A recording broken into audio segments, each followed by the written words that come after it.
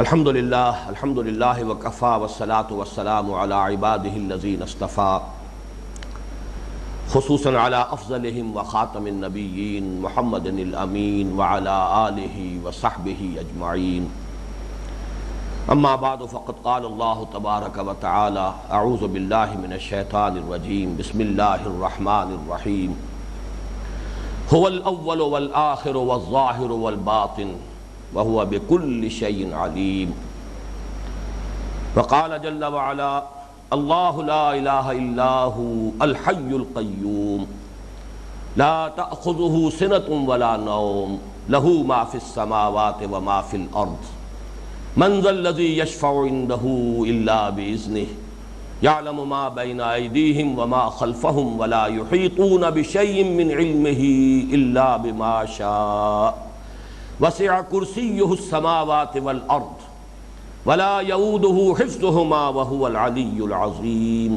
صدق اللہ العظیم۔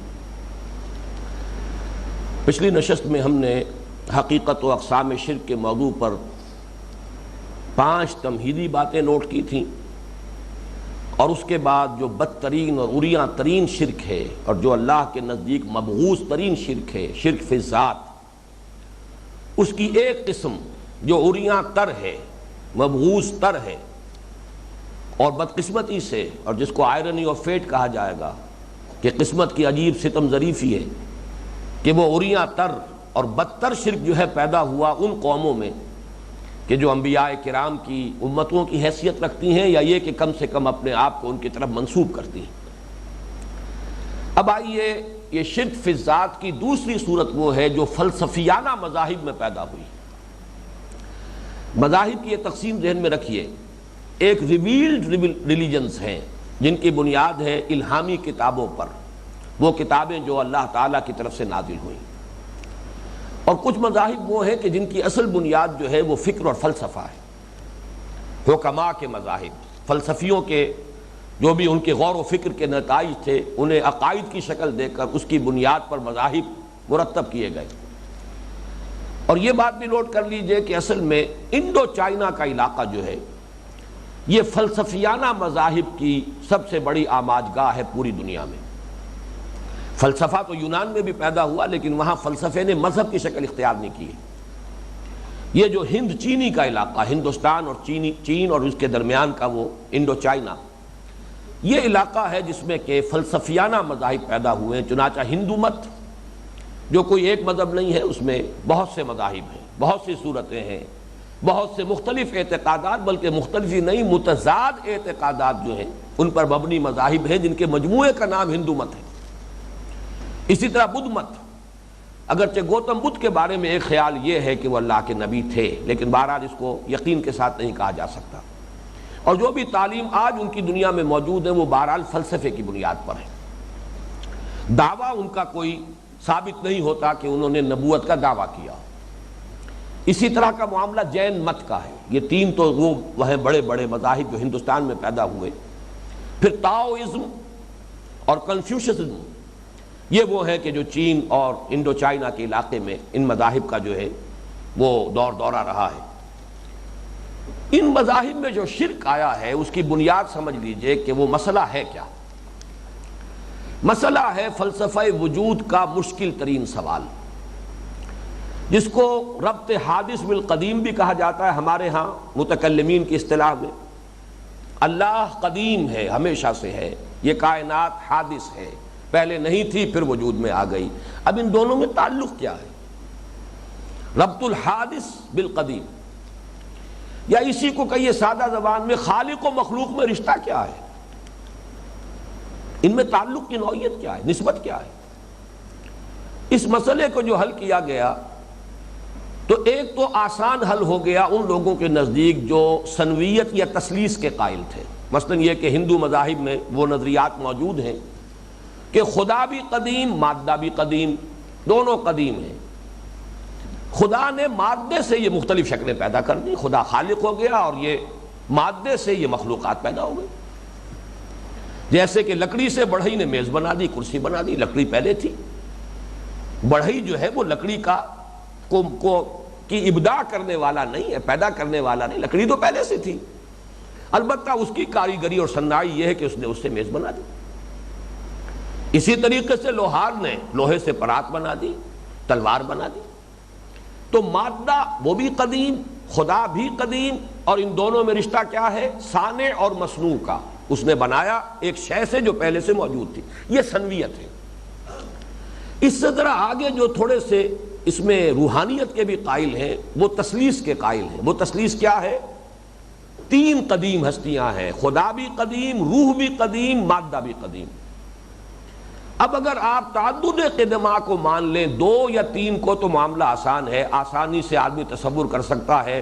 جیسے کمہار بیٹھ کر وہ مٹی کے ساتھ وہ گھڑا بناتا ہے، سراہی بناتا ہے، ٹھیک ہے، معلوم ہے چیز پہلے سے موجود ہے، مٹی موجود ہے، مادہ تخلیق پہلے سے ہے، بنا دیا اس سے، تو آسانی سے سمجھ میں آ گئی بات. اسی طریقے سے تین جنہوں نے مانے ان میں بھی آسانی ہو گئی. مصیبت وہاں آتی ہے جب ذہن انسانی یہاں پہنچتا ہے کہ یہ تو کوئی ایک ہی شے ہے، یہ سنویت کو تو ہم نہیں مانتے. توحید جو میں عرض کر چکا ہوں اس سے پہلے سورہ لقمان کے دوسرے رکوع کے درس میں کہ یہ توحید تقاضائے فطرت ہے، تقاضائے عقل ہے. انسان چاروں ناچار جاتا ہے وہاں. جیسے اب آپ کو معلوم ہے کہ ہماری جو فزکس ہے، جو ہائر فزکس ہے، وہ ادھر دوڑ رہی ہے توحید کی طرف. کہ مادہ تو ختم ہی ہو گیا، تحلیل ہو گئی، اب تو انرجی ہے، فورسز ہیں بنیادی طور پر. پہلے کبھی 4 ہوتی تھی، پھر 3 رہ گئی، اب 2 تک بات جا رہی ہے. ہوتے ہوتے وہ ایک ہی شکل رہ جائے گی. بنیادی جو انرجی کی صورت ہے، بنیادی فورس ایک ہی ہو، وہی توحید ہے. اب جو توحید کو مانتے ہیں وہ کیسے ویژولائز کریں کہ پھر یہ خدا نے یہ کائنات کہاں سے بنائی؟ اس کا ایک آسان ترین حل جو لوگوں نے تلاش کیا، خدا خود اس کائنات کی صورت میں ڈھل گیا، جزون یا کلن، کلیتن یا جزون. یعنی خدا ہی نے کائنات کی صورت اختیار کر لی. جیسے برف پگھل کر پانی بن جائے. اب آپ کہیں گے برف کہاں؟ بھائی پانی ہی تو ہے برف، اس کی بدلی ہوئی شکل ہے. اسی پانی کو آپ نے آگ دی، حرارت پہنچائی، وہ بھاپ بن گیا. اب آپ کہیں پانی کہاں ہے؟ یہی بھاپ جو ہے یہی پانی ہے. برف کہاں ہے؟ وہ برف بھی یہی ہے. یہ ہے پینتھیزم. پینتھیزم، پین سب کے لیے آتا ہے، تھیزم یہ مذہب کے لیے، عقیدے کے لیے. گویا کہ ہر شے خدا ہے. جب کائنات ہی نے یہ روپ دھار لیا ہے تو ہر شے خدا ہے. سورج بھی خدا، چاند بھی خدا، اور پرندے بھی، اور درندے بھی، اور چرندے بھی، اور درخت بھی، اور جھاڑیاں بھی، اور حشرات الارض بھی، اور سانپ بھی، اور بچھو، سب خدا. پینتھیزم. ایک تو یہ ہے شرک فی الذات کی بدترین صورت. یہ تو ہوا کہ کلی طور پر اللہ نے، خدا نے، اللہ نہیں آنا استعمال کرنا چاہیے اس لیے کہ یہ مذہبی، یہ جو فلسفیانہ مذاہب کی بات ہے جو ہم کر رہے ہیں، تو خدا نے ہی خود اس کائنات کی صورت اختیار کر. اچھا، اس کی شکل ایک یہ بھی ہو سکتی ہے خدا کے کسی حصے نے، جز نے یہ شکل اختیار کی. جیسے آپ کو معلوم ہے کہ ہندوؤں کے یہاں عقیدہ ہے کہ خدا کے سر سے تو برہمن پیدا ہوا، اور خدا کے بازوؤں سے راجپوت اور کھتری پیدا ہوئے، بازو شمشیر زن، اور خدا کے پیٹ سے اور یہ نچلے دھڑ سے جو ہیں یہ ویش پیدا ہوئے جو کاروبار وغیرہ کرتے ہیں، اور خدا کے قدموں سے، پیروں سے یہ شودر پیدا ہوئے، سب سے گھٹیا. یہ گویا کہ انہی کی بدلی ہوئی صورتیں ہیں. بہرحال میں اس میں تفصیل میں نہیں جا رہا. ایک بات نوٹ کر لیجئے گا، پینتھیزم یا ہماوسٹ، اس کو وحدت الوجود سے کنفیوز نہ کیجئے. وہ تو انشاءاللہ تعالی اگلی نشست میں بات آئے گی. وحدت الوجود کیا ہے؟ وہ ایک مختلف شے ہے. وحدت الوجود مختلف شے ہے. پینتھیزم کی اس وقت بات ہماوسٹ، کہ خدا ہی نے کلی طور پر یا جزوی طور پر اس کائنات کا روپ دھار لیا. اسی کی ایک اور شکل بھی ان کے آتی ہے، اوتار کا عقیدہ، گاڈ انکارنیٹ، انکارنیشن. خدا نے کسی انسان کی صورت میں ظہور کر لیا. رام چندر جی اوتار ہے خدا کا، کرشن جی مہاراج اوتار ہے خدا کا، اور ان کے ہاں ہندوؤں میں 9 اوتار ہیں. تو معلوم یہ ہوا کہ یہ بھی خدا ہی کی صورت ہے، لہذا خدا ہے. اسی میں ایک اور تھوڑا سا فرق ہے، حلول. خدا کسی کی ذات میں حل ہو گیا، حلول کر گیا، اس کی ذات میں گھل گیا. یہ ایک اور شکل ہے، گویا کہ وہ بھی خدا ہی کی شکل بن گئی.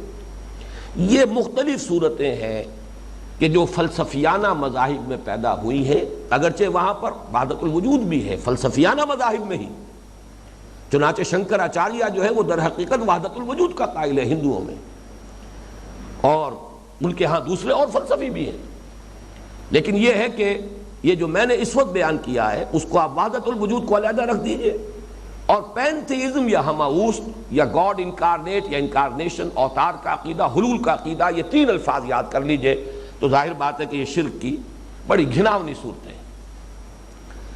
اب جو بات مجھے عرض کرنی ہے اس شرک فی الذات کی بحث کے ضمیمے کے طور پر، اور یہ اہم ترین ضمیمہ ہے، اللہ کا بڑا فضل ہے اس امت محمد پر، امت مسلمہ پر، علی صاحب الصلاۃ والسلام، بڑا کرم اس کا ہوا ہے، اس کی وجہ بھی میں بعد میں بیان کروں گا۔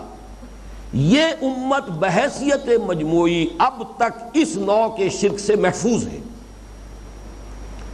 اس کا مطلب کیا ہے کہ اس امت کے مستند فرقوں میں کسی فرقے کے مستند عقائد میں ایسی کوئی بات شامل نہیں ہے کہ جس میں یہ شرک فی الذات کا معاملہ جو ہے پیدا ہو جائے، چاہے فلسفیانہ انداز میں اور چاہے وہ اس انداز میں کہ بیٹا یا بیٹی بنا دیا جائے۔ لیکن نوٹ کر لیجئے الفاظ، مستند فرقے، مسلم فرقے جو مسلمانوں کے ہیں، اور ان کے مستند عقائد جو ان کے اہل علم جو ہے بیان کرتے ہوں، جو ان کی کتابوں میں لکھے ہوئے ہوں، اس کا معاملہ جو ہے ذرا برعکس ہو جاتا ہے جب واعظوں کی سطح پر بات آتی ہے، نعت گوؤں کی سطح پر بات آتی ہے، شاعروں کی سطح پر بات آتی ہے، عوام کا انعام کی سطح پر تب معاملہ مختلف ہو جائے گا۔ اس لیے میں نے الفاظ کو ایمفیسائز کر کے تاکید کے ساتھ ادا کیا ہے کہ مسلمانوں کے مسلمہ اور مستند فرقوں میں سے کسی فرقے کے مستند اور مسلمہ عقائد کی فہرست میں کوئی ایسی بات نہیں اللہ کے فضل و کرم سے کہ جس میں یہ شرک فی الذات کا کوئی شائبہ یا مشابہت پیدا ہو جائے۔ ہاں شاعروں کے ہاں موجود ہے، نعت کا شعر ہے، وہی جو مستوی عرش تھا خدا ہو کر، اتر پڑا وہ مدینے میں مصطفیٰ ہو کر، اور یہ غالباً میں نے اس کی تحقیق نہیں کی ہے، مولانا احمد رضا خان صاحب بریلوی کا شعر ہے، لیکن اس سے پہلے میں نے کبھی نام نہیں لیا تھا ان کا، بات اصولاً بیان کر دی تھی۔ آج نام خاص طور پر اس لیے لے رہا ہوں کہ ایک دوسری بات آپ کو بتانی ہے کہ مولانا محمود احمد رضوی جو اس لاہور میں اس بریلوی مکتب فکر کے بڑے اہم عالم دین ہیں اور ان کے سر خیل لوگوں میں سے ہیں، انہوں نے، میں اس مجلس میں موجود تھا جب یہ کہا، اعلان برات کیا کہ ہمارا عقیدہ اس شعر پر نہیں ہے، ہم اس شعر کو تسلیم نہیں کرتے۔ اب یعنی یہ کہ یہاں تک تو الفاظ ان کے ہیں، باقی میں تعبیر کر رہا ہوں کہ گویا کہ ایک شاعرانہ خیال آرائی ہے، ایک مبالغہ آرائی ہے۔ قرآن مجید نے بھی تو کہا ہے وَالشُّعَرَاءُ يَتَّبِعُهُمُ الْغَاوُونَ أَلَمْ تَرَ أَنَّهُمْ فِي كُلِّ وَادٍ يَهِيمُونَ إِنَّهُمْ يَقُولُونَ مَا لَا يَفْعَلُونَ۔ تو یہ گویا کہ اسی کی ایک مثال ہے، یہ میری تعبیر ہے، لیکن انہوں نے اعلان برات کیا اس لیے کہ مسلمانوں میں اتحاد کیسے ہو اس موضوع پر روزنامہ پاکستان میں ایک فورم ہوا تھا، ایک پروگرام تھا، اس میں میں بھی گیا تھا، وہاں انہوں نے سب کے سامنے برسرعام یہ بات کہی کہ ہمارا اس پر عقیدہ نہیں، لیکن شاعری میں ہے۔ اسی طریقے سے مدینے کی مسجد میں منبر کے اوپر بغیر عین کا ایک عرب ہم نے دیکھا، اب عرب میں سے عین نکال دیے تو رب ہو گیا، اس کو کہتے ہیں ایہام، وہم پیدا کر دینا، ایک ابہام ہے، وہ ایک نقطے کے ساتھ ہوگا، دو نقطوں سے ایہام بنے گا، وہم پیدا کرنا، باب افعال وہم سے ایک خیال پیدا کر دینا، کہا بھی نہیں کچھ لیکن یہ کہ ذہن کو ایک طرف جو ہے لگا دینا کہ وہ سمجھیں یہ ایک ہی بات ہے، رب جو ہے بس ایک ہی ہے، رب اور محمد ایک ہی ہے صلی اللہ علیہ وسلم، معاذ اللہ۔ یہ در حقیقت یہ میں نے جیسا کہ عرض کیا ہے۔ اسی طرح احمد بے میم، احمد میں سے میم نکال دیجئے، کیا رہ گیا؟ احد، احد اللہ ہے، قل هو اللہ احد اللہ الصمد۔ یہ ایہام ہوتے ہیں، شاعری کی یہ صنعتیں ہیں کہ اس میں شاعر جو ہے ایک طرف اشارہ کر دیتا ہے پھر چھوڑ دیتا ہے، خود غور کرو، این قدر گفتیم باقی فکر کن، اب آگے خود جو ہے صغرا کبرا جوڑ لو۔ بہرحال یہ میں نے چند مثالیں دی ہیں، اور ہمارے ہاں بہرحال جب واعظ کھڑا ہوگا اور جب حضور کی مدح بیان کرے گا، جب اس کے اندر پھر وہ مبالغے سے کام لے گا، اس لیے کہ اس شرک فی الذات کی یہ صورت پیدا ہوتی ہے محبت اور عقیدت کے غلو کی وجہ سے۔ اسی لیے آیا ہے قرآن مجید میں یا اہل الکتاب لا تغلوا فی دینکم، اپنے دین میں غلو سے کام مت لو۔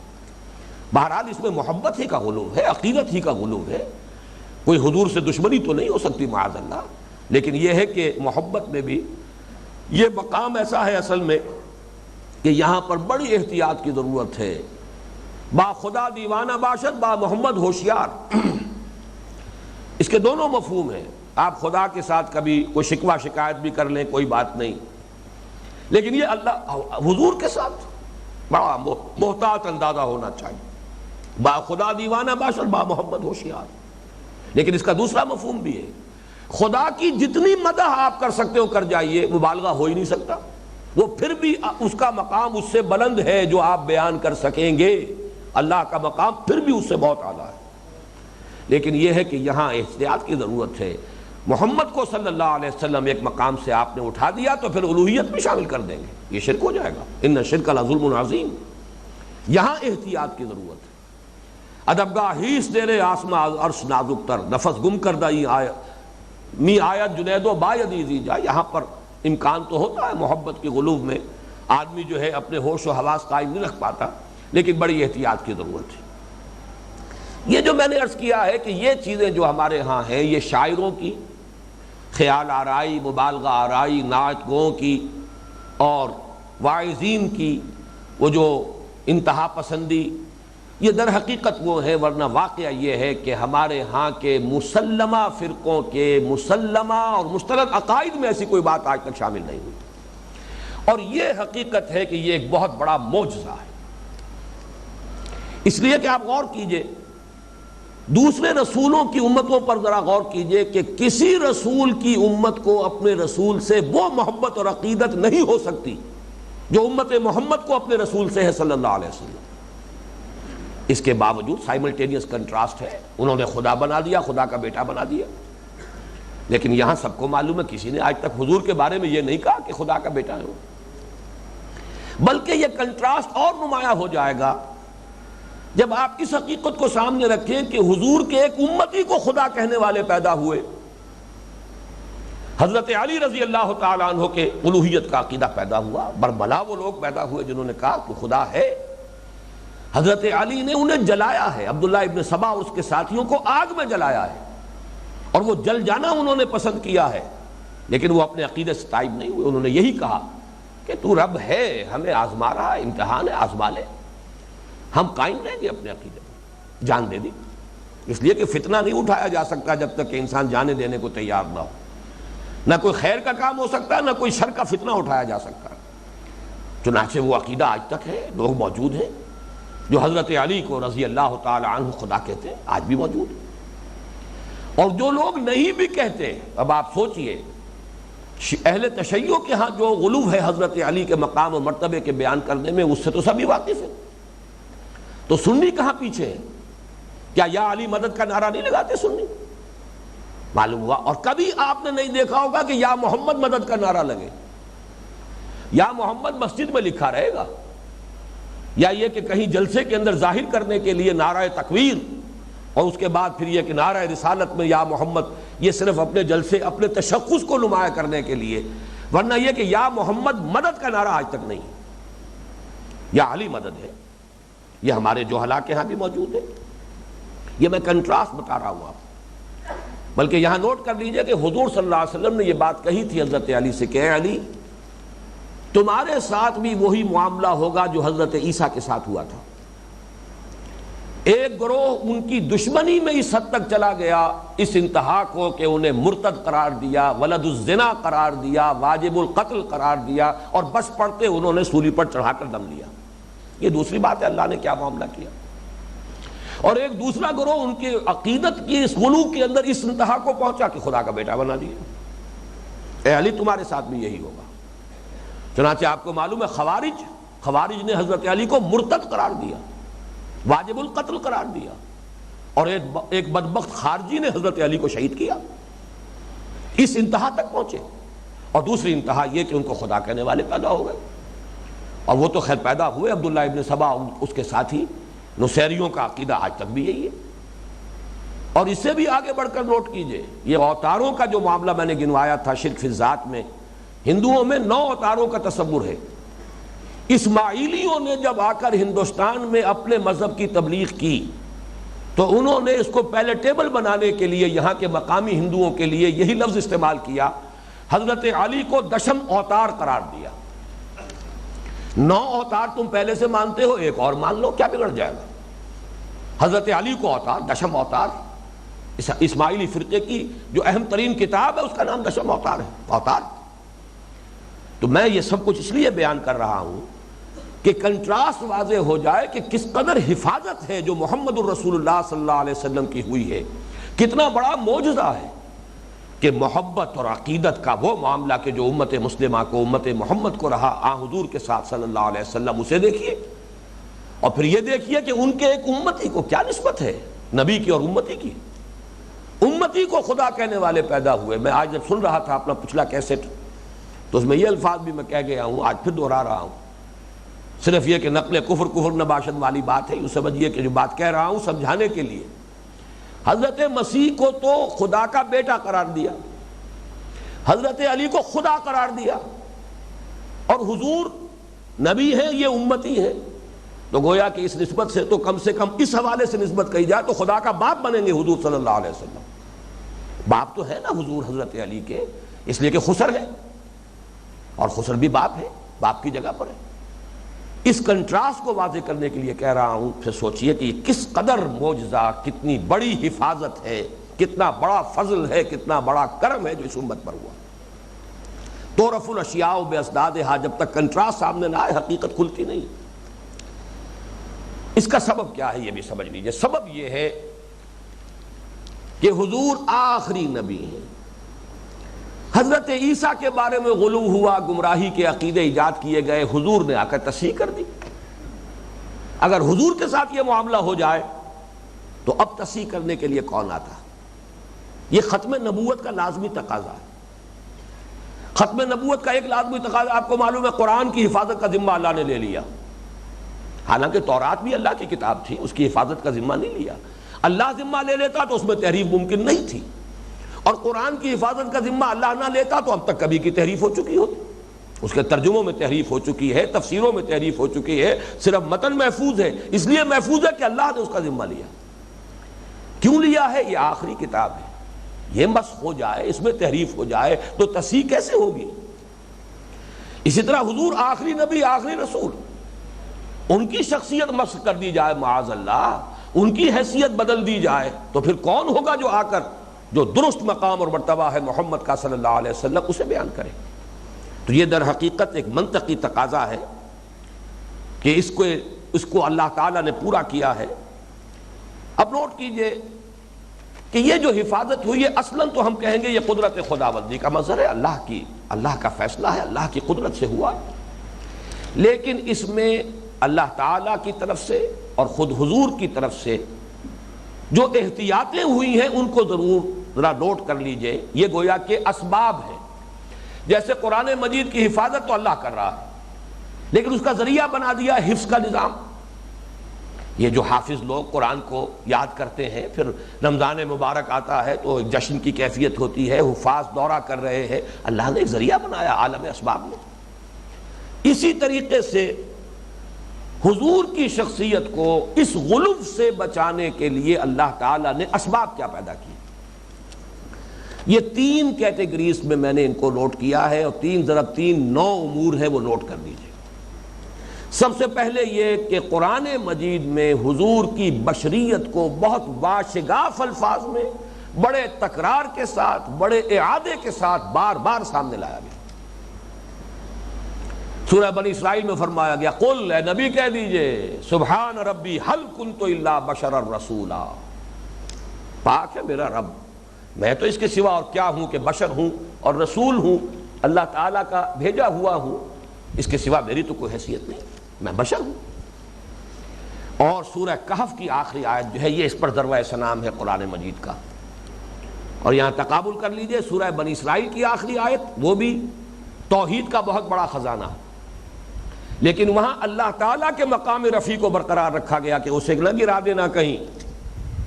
قل الحمد للہ الذی لم یتخذ ولدا ولم یکن لہ شریک فی الملک ولم یکن لہ ولی من الذل وکبرہ تکبیرا۔ اور سورہ کہف کی آخری آیت وہ دوسرا شرک، کسی کو اٹھا کر خدا کے برابر کر دینے والا شرک، یہ اس پر ضربہ سلام ہے۔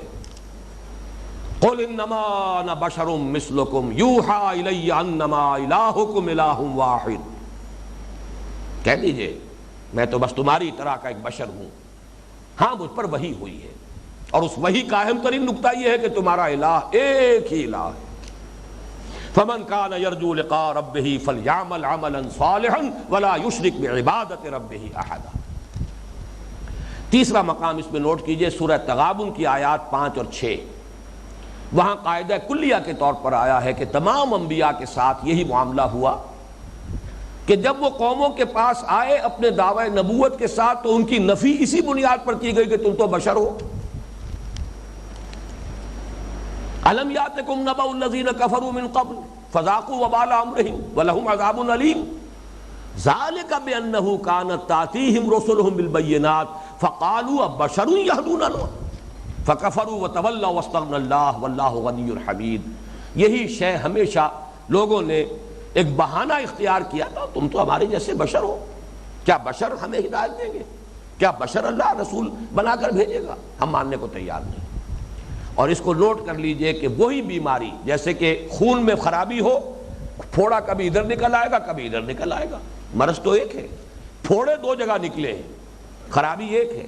یہی خرابی ہے کہ جو اس وقت ظاہر ہوئی اس شکل میں کہ رسولوں کا انکار کیا گیا اس بنیاد پر کہ تم تو بشر ہو، اور ان کی امتوں نے پھر اسی بیماری کے تحت رسولوں کی بشریت کا انکار کر دیا۔ انہوں نے بشریت کی وجہ سے رسالت کا انکار کیا، امتوں نے رسالت کی بنا پر بشریت کا انکار کر دیا۔ اس میں ذرا ایک بات نوٹ کرنا چاہتا ہوں، جو ہمارے ہاں بریلوی مکتب فکر کہلاتا ہے عرف عام میں، ان کی ایک بڑی اہم شخصیت تھی، اب ان کا انتقال ہو گیا، صاحبزادہ فیض الحسن مرحوم۔ ان کی ایک تقریر میں نے سنی تھی منٹگومری میں، جو اب ساہیوال کہلاتا ہے، بڑے پیارے انداز میں انہوں نے یہ بات بیان کی تھی۔ عام طور پر تو ان کے واعظ جو ہیں وہ بشریت کی نفی کریں گے، انہوں نے بڑا عمدہ انداز اختیار کیا تھا، انہوں نے کہا کہ ہم لوگ جاہل نہیں ہیں، تمہارا کیا خیال ہے کہ ہم عربی نہیں جانتے؟ تمہارا کیا خیال ہے ہم نے قرآن نہیں پڑھا؟ کیا ہمیں معلوم نہیں کہ قرآن کہتا ہے کہ حضور بشر ہیں؟ ہم بھی مانتے ہیں کہ بشر ہیں، لیکن ہمارا تم پر اعتراض صرف یہ، گویا کہ وہ وہابیوں کو یا دیوبندیوں کو، اہل حدیثوں کو خطاب کرتے ہوئے گناظرانہ اور خطیبانہ انداز میں کہہ رہے تھے، ہم صرف یہ کہتے ہیں کہ ان کی بشریت کو زیادہ نمایاں مت کرو، یہ سوء ادب ہے۔ جیسے کہ تمہارے والد کا کوئی نام ہے، عبد الرحمن ہے یا جو بھی ہے، لیکن تم اپنے والد کو نام سے نہیں پکارتے، ابا جان کہہ کر پکارتے ہو، نام سے پکارو گے یہ سوء ادب ہو جائے گا، نام تو ہے ان کا۔ بس یہ ہے ہمارا موقف، وہ بشر ہیں، لیکن ان کی بشریت کو جس طرح تم ایمفیسائز کرتے ہو، جس طرح اس کو بیان کرتے ہو، اس میں سوء ادب ہے۔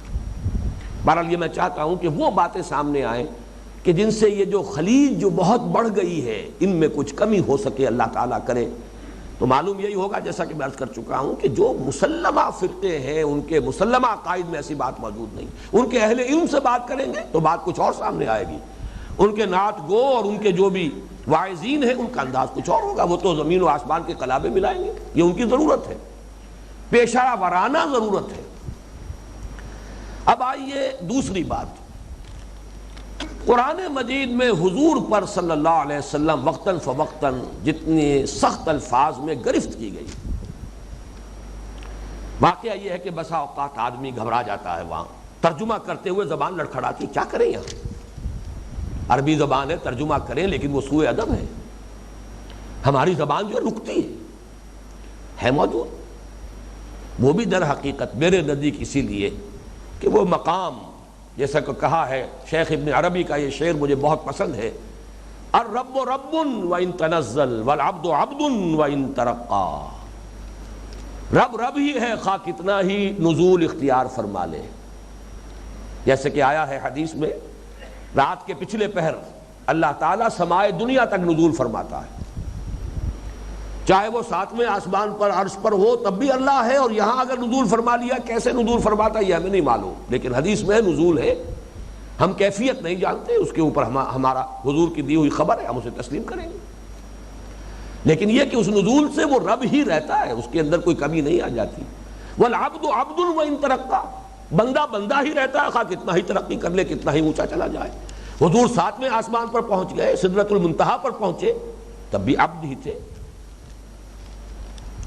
معلوم یہ ہوا کہ اس کو واضح کرنے کے لیے جو گرفت ہوئی ہے اور جن الفاظ میں ہوئی ہے، اس سے بھی ایک نتیجہ نکلتا ہے۔ قرآن کا ہر پڑھنے والا، کوئی ضرورت نہیں لمبی بحثیں کرنے کی، قرآن کا ترجمہ کسی شخص کو سمجھ میں آ رہا ہو اور وہ قرآن کے ان مقامات کو پڑھ لے، وہ اس نوع کے شرک سے محفوظ ہو جائے گا۔ عبس وتولى ان جاءه الأعمى وما يدريك لعله يزكى او يذكر فتنفعه الذكرى اما من استغنى فانت له تصدى وما عليك الا يزكى واما من جاءك يسعى وهو يخشى فانت عنه تلهى كلا انها تذكرة۔ ترجمے کا یہاں وقت نہیں ہے، صرف حوالہ دے رہا ہوں۔ اسی طریقے سے ایک جملہ نکل گیا ہے احد میں حضور کی زبان مبارک سے، جب تلوار کا وار پڑا ہے اور خون کا فوارہ چھوٹا ہے، پورا چہرہ مبارک خون سے رنگین ہو گیا، آپ کی زبان سے الفاظ نکل گئے، کیف یہد اللہ قوما خضبوا وجہ نبیہم بالدم، اللہ اس قوم کو کیسے ہدایت دے گا جس نے اپنے نبی کے چہرے کو خون سے رنگ دیا۔ فوراً پکڑ ہو گئی، لیس لک من الامر من شیء، اے نبی آپ کا کوئی اختیار میں حصہ نہیں ہے، یہ اختیار تو ہمارا ہے، جس کو چاہیں گے ہدایت دیں گے، ہم چاہیں گے انہیں سزا دیں گے، چاہیں گے انہیں ہدایت دے دیں گے۔ اور آپ دیکھیے عجیب ہے یہ، جن کی وجہ سے وہ حادثہ ہوا ہے، جو سب سے بڑا سبب اور ذریعہ بنے ہیں، وہ تو حضرت خالد ابن ولید، ان کی عقابی نگاہ نے دیکھ لیا تھا کہ وہ درہ خالی ہو گیا ہے، تیر انداز وہاں سے ہٹ گئے، جو رسالہ تھا، کیولری تھی جو کفار کی، اس کے وہ کمانڈر تھے، وہ لمبا چکر دے کر آئے ہیں اور پشت پر سے جب حملہ کیا ہے تو جو فتح حاصل ہو چکی تھی وہ عارضی طور پر شکست میں بدل گئی۔ وہی خالد ابن ولید ہے جنہیں اللہ تعالی حضور ہی سے خطاب دلواتا ہے، خالد سیف من سیوف اللہ، یہ تو اللہ کی تلواروں میں سے ایک تلوار ہے۔ اسی طریقے سے سورہ بنی اسرائیل میں، یہ میں چند چیزیں دے رہا ہوں، مشت نمونہ از خروارے والی بات ہے، ورنہ قرآن مجید بھرا پڑا ہے مثالوں سے۔ اے نبی یہ تلے ہوئے ہیں، وَإِن كَادُوا لَيَفْتِنُونَكَ عَنِ الَّذِي أَوْحَيْنَا إِلَيْكَ لِتَفْتَرِيَ عَلَيْنَا غَيْرَهُ وَإِذًا لَاتَّخَذُوكَ خَلِيلًا، اے نبی یہ جو مشرک ہیں یہ تلے ہوئے ہیں کہ آپ کو بچلا دیں اس چیز سے جو ہم نے آپ پر نازل کی ہے، تاکہ آپ اس کو چھوڑ کر کوئی اور شے گھڑ کر ہماری طرف منسوب کر دیں۔ اگر آپ ایسا کر دیں وہ دوست بنا لیں گے آپ کو، جھگڑا ختم ہو جائے گا۔ لڑائی آپ سے تو نہیں، لڑائی تو ہمارے کلام سے ہے، ہماری توحید سے۔ اس کے بعد الفاظ آئیں وَلَوْلَا أَن ثَبَّتْنَاكَ لَقَدْ كِدتَّ تَرْكَنُ إِلَيْهِمْ شَيْئًا قَلِيلًا، اور اگر ایسا نہ ہوتا کہ ہم ہی نے آپ کے پاؤں جمائے رکھے، اگر ایسا نہ ہوتا تو کوئی عجب نہیں، بلکہ اللہ ترجمہ تو یہ ہوگا کہ آپ تو ان کی طرف کچھ جھکنے کے قریب ہو ہی گئے تھے۔ لَقَدْ كِدتَّ تَرْكَنُ إِلَيْهِمْ شَيْئًا قَلِيلًا۔ بہرحال ہم جب محاورہ ترجمہ کرتے ہیں تو وہ یہ ہے کہ اگر ہم نے آپ کو ثبات عطا نہ کیا ہوتا تو کوئی عجب نہیں کہ آپ ان کی طرف کچھ جھکی جاتے۔ معلوم ہوا کہ بربنائے طبع بشری جو معاملات ہوئے، اگر حضرت ابراہیم آپ کے صاحبزادے کا انتقال ہو رہا ہے، عالم نزع میں آنکھوں سے آنسو آ رہے ہیں، اور صحابہ حیران ہو گئے، حضور آپ اور آپ کے آنکھ میں آنسو؟ فرمایا ہاں یہ وہ رحمت ہے جو اللہ نے انسانوں کے دلوں میں پیدا کی ہے، باقی ہم کہیں گے وہی کہ جو اللہ کی رضا ہے اب اس پر راضی ہے، جو اللہ کی مرضی ہے ہم اس پر کوئی شکایت نہیں کرتے۔ تیسرے درجے پر خود حضور کی جو احتیاطیں ہیں ذرا ان کو نوٹ کیجئے۔ حالانکہ ایک بڑی معمولی سی بات ہے، کوئی بڑا آدمی آئے تو آپ کھڑے ہو جاتے استقبال کے لیے، کوئی نیت بھی نہیں ہوتی آپ کی، کوئی شرک کوئی نہیں، بلکہ یہ آداب میں سے۔ حضور اپنے بارے میں سختی سے منع کرتے تھے، یہ در حقیقت اسی احتیاط کا تقاضا۔ پھر آتا ہے یہ سیرت کی کتابوں میں کہ حضور جب بیٹھے ہوتے تھے مسلمانوں کے مابین تو اس طرح گھل مل کر بیٹھتے تھے، کوئی امتیازی شان نہیں کہ گاؤں تکیے لگے ہوں، خاص کوئی گدا بچھا ہوا ہو اور کوئی مور چل رہا ہو، جل رہا ہو، اور کوئی کچھ نہیں۔ بسا اوقات آنے والے کے لیے پہچاننا مشکل ہو جاتا تھا کہ ان میں سے محمد کون ہے صلی اللہ علیہ وسلم۔ اس طرح گھل مل کر رہنا۔ بلکہ اس میں جو بڑی اونچی بات کہی ہے قاضی ثناء اللہ پانی پتی رحمۃ اللہ علیہ نے، وہ تو چونکہ بہت بڑے صوفی، بہت بڑے فلسفی، بہت بڑے منطقی، بہت بڑے فقیہ، بہت بڑے مفتی، بڑے جامع صفات شخصیت، انہوں نے ایک بہت عمدہ بات کہی ہے، بلکہ بعض صوفیہ کا غالباً قول نقل کیا ہے کہ حضور صلی اللہ علیہ وسلم کو اللہ تعالیٰ نے جو کامیابی عطا کی ہے دنیا میں، اس کا سب سے بڑا ذریعہ یہی ہے کہ آپ کا نزول بہت کامل ہے۔ اگر کوئی انسان بہت مقام بلند پر ہو، وہیں سے بیٹھے بیٹھے لوگوں سے گفتگو کرے، جیسے کہ جسے آپ کہتے ٹو لک ڈاؤن اپون، اگر یہ معاملہ ہوگا تو وہ قریب نہیں آ سکیں گے لوگ، وہ اپنے اور اس شخص کے درمیان بعد محسوس کریں گے، بڑا فصل ہے، بہت بعد ہے۔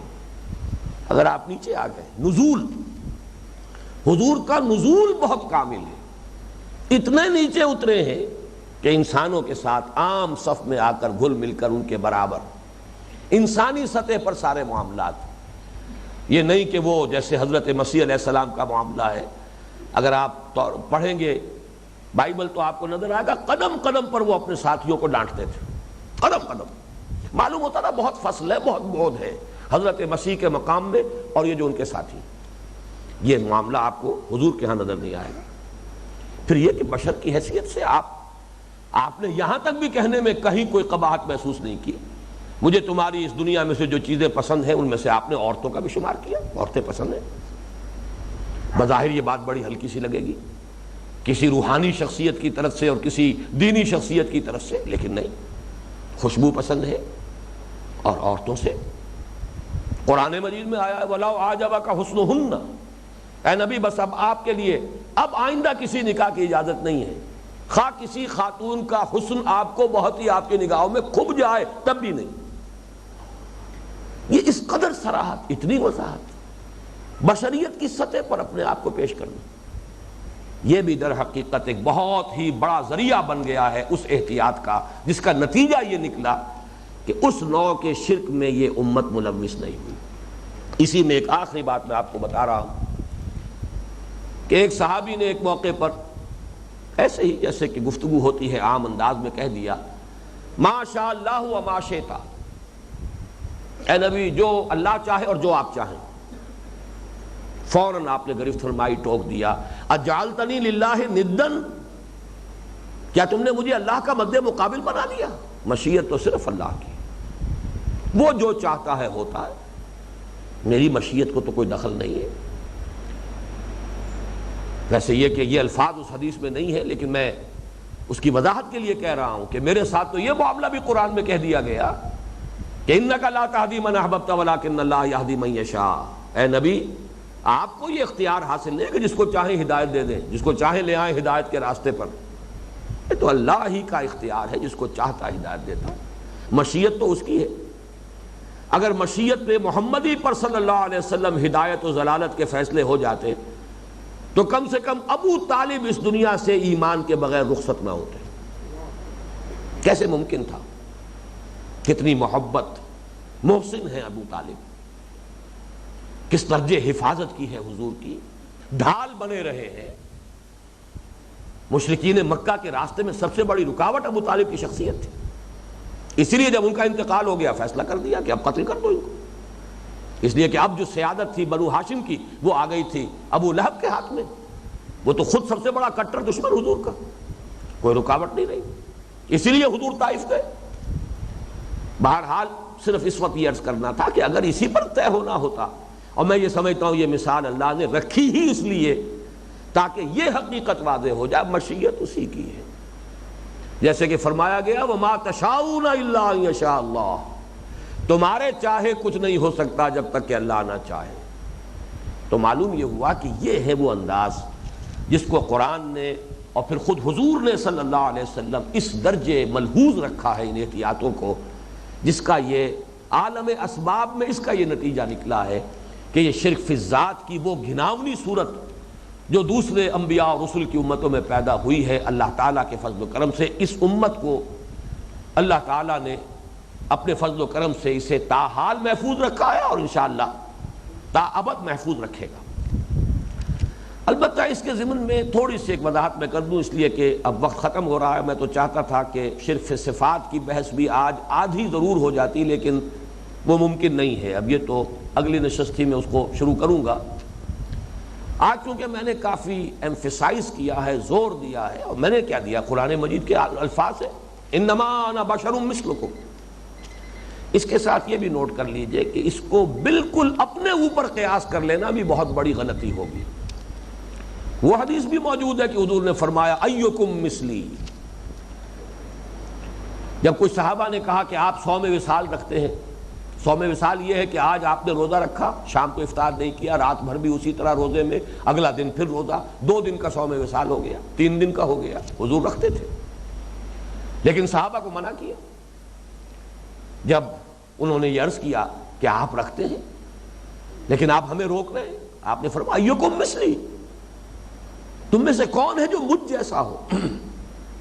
اس کے بعد مختلف روایات میں الفاظ آئے ہیں میں تو اپنے رب کے پاس رات بسر کرتا ہوں، وہ مجھے کھلاتا بھی ہے پلاتا بھی ہے۔ تو یہ نہ سمجھیے کہ بالکل ہمارے جیسے ہیں، یہ بھی در حقیقت غلو کا دوسری انتہا ہو جائے گی، انتہا جو ہے وہ دوسرے رخ پر انتہا پسندی، اور اسی کے حوالے سے وہ نور اور بشر کا معاملہ۔ حضور بشر ہیں، کوئی شک نہیں، لیکن نور بھی ہے، اس میں بھی کوئی شک نہیں۔ کس معنی میں؟ نور ہدایت ہونا تو مسلم ہے، کس کو اختلاف ہوگا؟ نور ہدایت ہے، شمع ہدایت ہے، نور ہدایت ہے، گویا کہ استعارے کے طور پر کہا جائے، لیکن میں تجزیہ کر کے آپ کو بتا رہا ہوں کہ یہ صرف استعارہ محاورہ نہیں، حقیقت ہے۔ اس لیے کہ ہمارے سامنے تو یہ حقیقت واضح ہو گئی قرآن مجید سے، ہر انسان میں نورانیت بھی ہے، ظلمانیت بھی ہے۔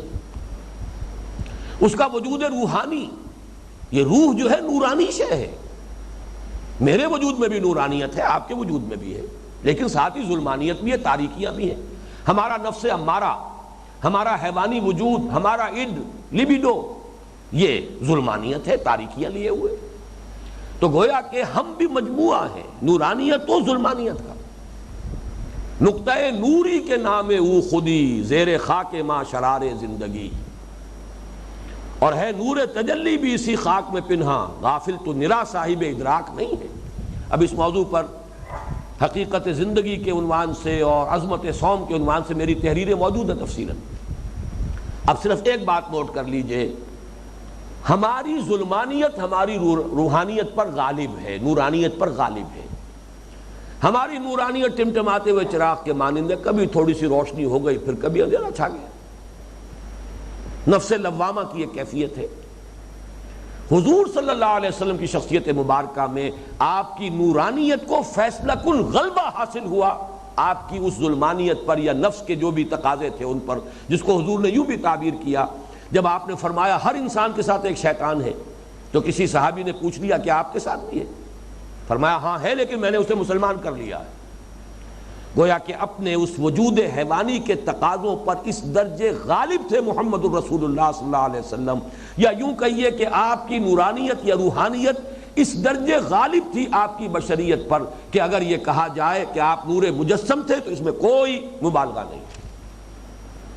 لیکن اگر آپ یہ کہیں گے آپ نور تھے بشر نہیں تھے تو یہ گمراہی ہے، لیکن اسی طرح اگر آپ یہ کہیں کہ آپ بشر تھے نور نہیں تھے تو یہ بھی گمراہی ہے۔ ان دونوں کے ساتھ آپ بیک وقت نور بھی تھے بشر بھی تھے، ان دونوں میں کوئی تضاد نہیں ہے۔ ہر بشر میں ایک نورانیت ہے، لیکن نورانیت محمدی صلی اللہ علیہ وسلم وہ درجہ کمال پر تھی، وہ اپنے اس مقام پر تھی کہ یہ کہنا جو ہے غلط نہیں ہوگا کہ آپ نور مجسم تھے، اس لیے کہ آپ کے جو وجود بشری کے تقاضے تھے وہ گویا کہ کل معدوم ہو چکے تھے۔ بارک اللہ لی ولکم فی القرآن العظیم ونفعنی وإیاکم بالآیات والذکر الحکیم۔